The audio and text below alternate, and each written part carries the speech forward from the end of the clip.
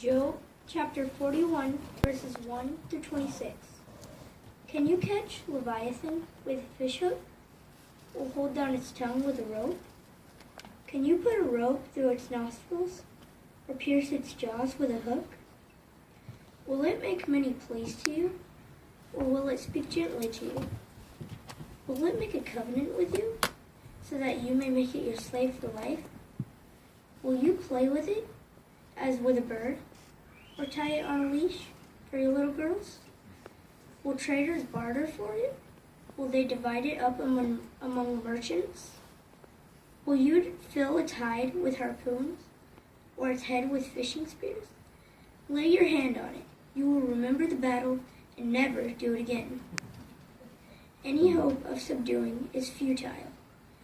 The mere sight of it would overwhelm you. No one dares to stir it up. So who is it? Who can stand up to me? Who has given me anything first that I should repay him? Whatever is under the heavens is mine. I will not be silent about its limbs, about its mightiness, and its well-formed body. Who has removed its outer covering? Who will enter its open jaws? Who can pry open the doors of its mouth? Its teeth all around are fearsome. Its back has rows of scales tightly sealed together. Each one fits so closely to the other that no air can come between them. They are stuck to one another. They cling together and cannot be separated. Its snorting flashes out light, and its eyes are like the ray of dawn. Flashes of lightning go out of its mouth. Fiery sparks escape. Smoke pours out of its nostrils, like a furnace fueled with rushes. Its breath sets coals ablaze, and flame shoots from its mouth. There is great strength in its neck, and dismay runs before it.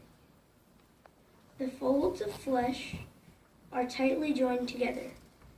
They are firm as though cast upon it and immovable. Its heart is hard as millstone. Yes, hard as lower millstone. When it rises up, even the mighty are frightened. Its thrashes cause bewilderment. No sword that reaches will prevail, nor will spear, dart, or arrowhead.